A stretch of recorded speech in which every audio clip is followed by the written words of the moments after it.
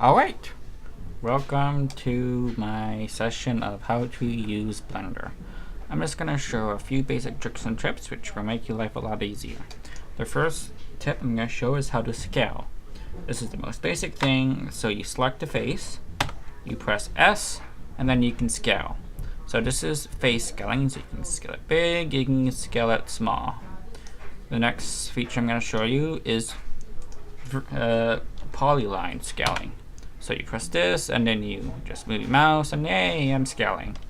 So this has a few uses, as you can imagine. Oh wait. So to cancel the scaling, I just hit X. The next I'm going to teach you is scaling modifiers. So I hit yes, or S, and it scales in all directions properly. If I hit the XZ, it reverts. If I hit S, then Y, it only scales on the Y-axis. If I hit X, it only scales on the X-axis, which as this is a 2D pane, and it's on the long vert, it's not going to do anything.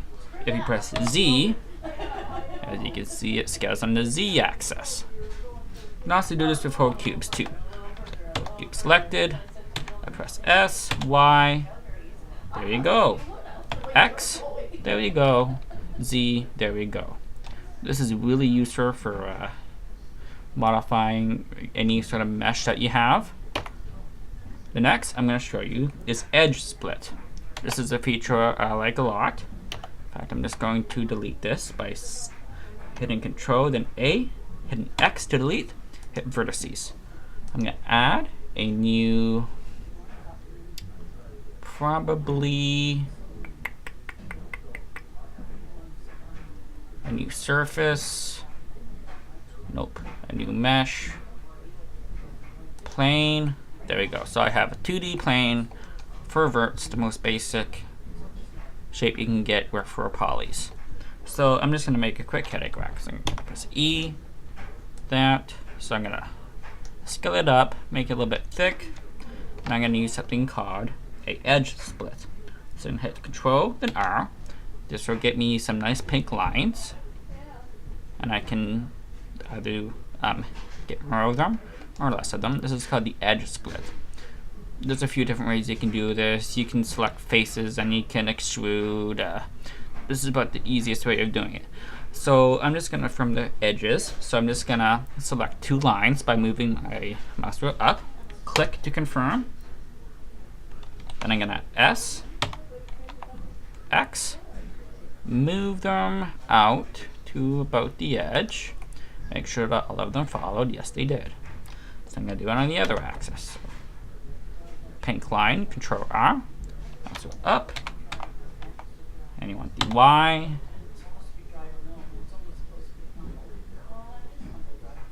And there you go.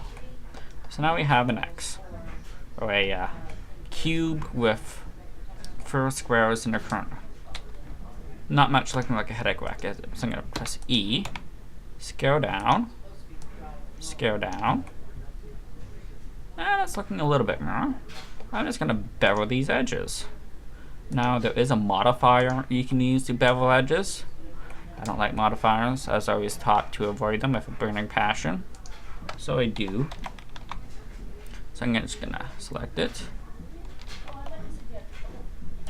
Go to medium point, which will basically just scale them to center.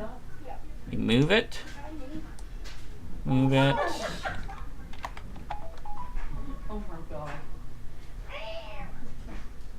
there you go. You got a nice rounded edge that's still a quad. It's a little bit of a messy quad. Boo! Oh, you're not going in there either. To create more edge splits,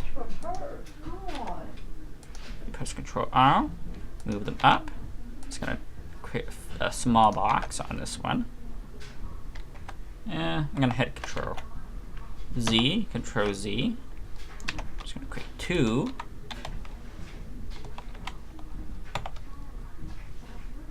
There we go. So I'm going to select the face. I select the face select mode using that. So I now can select whole faces.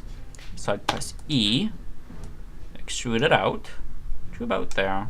Press E again, scale it in, press E again, and there you go. You got a box. Now that you have a box, you probably don't want this on your actual mesh. It's just gonna make the mesh a whole lot of messy. So what I always do is I separate it. So I select all of the faces. The way to do this is to turn it into ISO mode, snap it, make faces not count, do box select by pressing B, select all of these, make sure all of them are selected, press P, and by selection. So now you have two different selections.